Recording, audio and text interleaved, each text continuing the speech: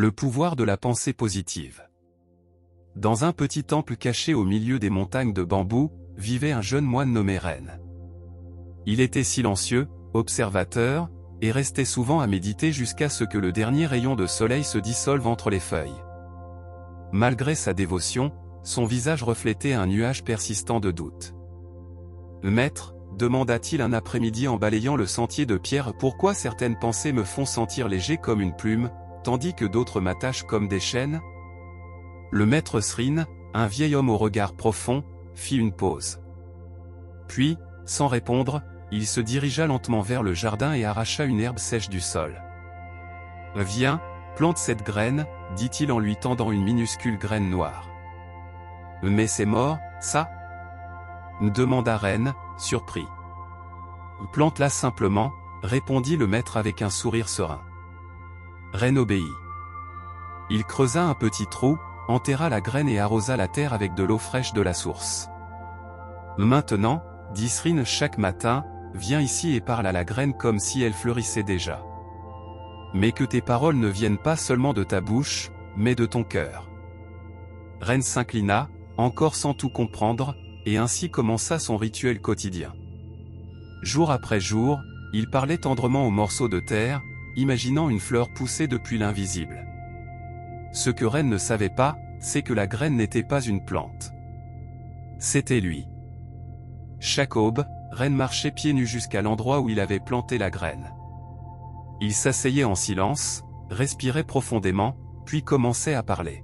« Je sais que tu grandis là-dessous, » disait-il doucement, « et même si je ne te vois pas, je sens ta force percer l'obscurité. » Les jours devinrent des semaines, et le sol restait immuable. Rien ne poussait. Certains moines commencèrent à murmurer entre eux, se demandant pourquoi Ren parlait seul devant un bout de terre vide. Mais lui restait impassible. Quelque chose en lui s'était éveillé. Avec le temps, ses paroles ne s'adressaient plus seulement à la graine.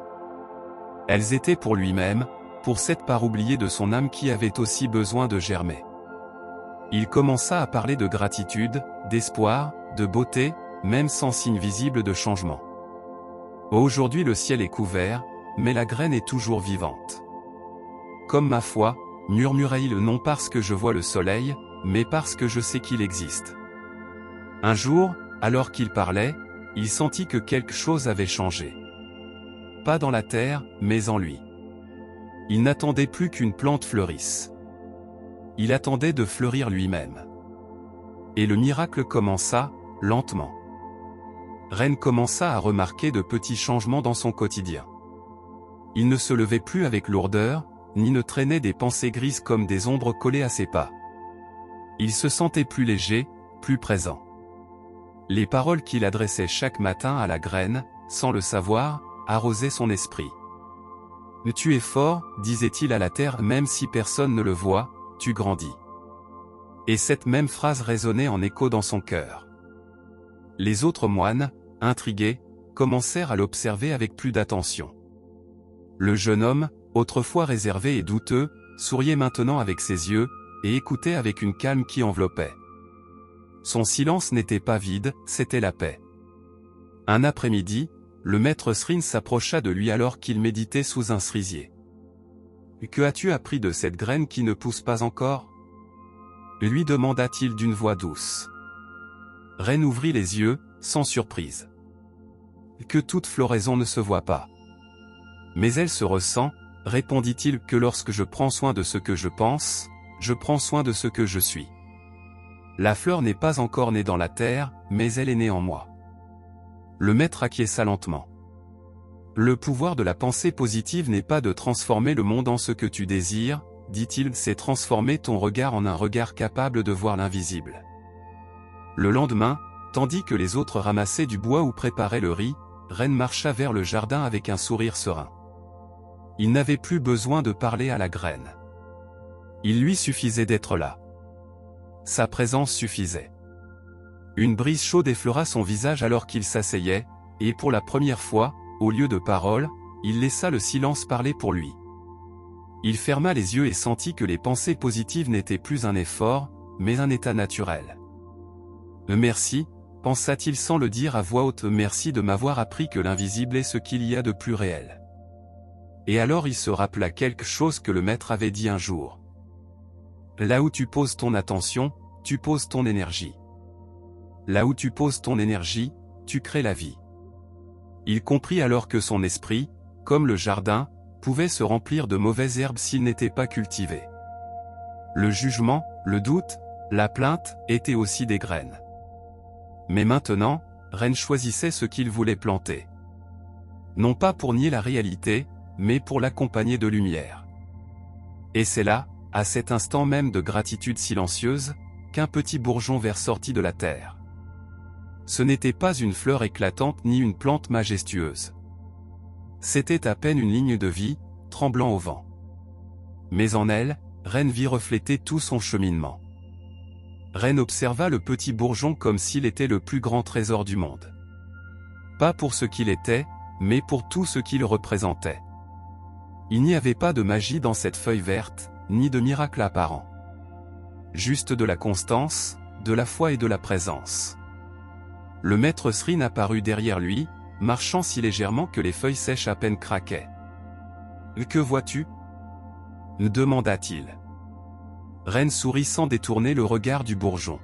« Je vois une partie de moi qui a décidé de ne pas abandonner. Une pensée qui a fleuri. » Srin s'accroupit à ses côtés et toucha la terre humide. « Voilà le pouvoir de la pensée positive, Ren. Il ne s'agit pas de nier les pierres sur le chemin, mais de voir qu'avec elles, tu peux continuer à avancer. C'est savoir que, même quand le monde est gris, tu peux être la couleur. » Le jeune moine hocha la tête en silence. Il n'avait pas besoin de plus de mots. Le bourgeon suffisait. Depuis ce jour, Ren marcha autrement dans le temple. Chaque pas portait une intention, chaque geste une graine. Il découvrit que chaque pensée bienveillante semée chez un autre lui revenait comme une fleur qui ne demandait pas la permission de pousser.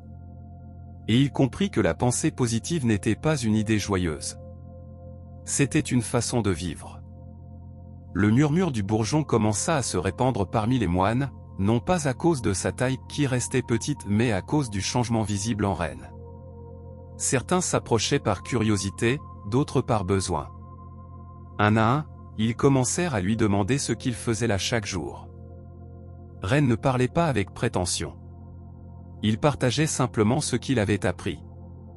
Avant, mes pensées étaient comme des nuages sombres qui m'empêchaient de voir le ciel. Mais j'ai appris à choisir. Non pas à lutter contre les nuages, mais à faire place à la lumière. Bientôt, d'autres moines commencèrent à venir au jardin, non pas pour observer le bourgeon, mais pour s'asseoir en silence, réfléchir à leurs propres graines intérieures. L'un parlait au vent, un autre à une pierre, un autre simplement à sa respiration. Le jardin devint un lieu sacré, non pas parce qu'il s'y passait quelque chose de spécial, mais parce que chacun s'y rappelait qu'il pouvait fleurir. Srin, avec un léger sourire, observait tout de loin. Il savait qu'une seule graine avait changé bien des jardins. Et pas à cause de la fleur, mais à cause de la foi qui la précédait. Ren, pour sa part, ne cherchait plus de réponse. Il avait compris que la vraie question n'était pas « quand fleurirai-je » mais « est-ce que je cultive mon jardin avec amour aujourd'hui ?» Avec le temps, Ren comprit quelque chose d'encore plus profond, tous les jours n'étaient pas lumineux, ni toutes les pensées douces. Parfois, il se réveillait le cœur serré, ou les doutes lui murmuraient à nouveau de vieilles peurs. Mais maintenant, il savait quoi faire.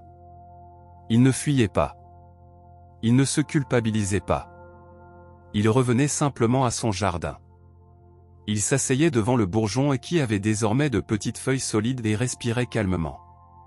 « Aujourd'hui est difficile », disait-il doucement, mais cela ne signifie pas que c'est mal. Même la pluie nourrit les racines. Ainsi il apprit que la pensée positive n'était pas un sourire forcé, ni une négation de la douleur. C'était un choix doux, une confiance sereine répétée, jour après jour. Cela aussi passera. Et quand cela passera, j'aurai grandi. Un matin, le maître Srin, le voyant ainsi, lui dit « Tu as compris l'art de la pensée comme le jardinier comprend les saisons.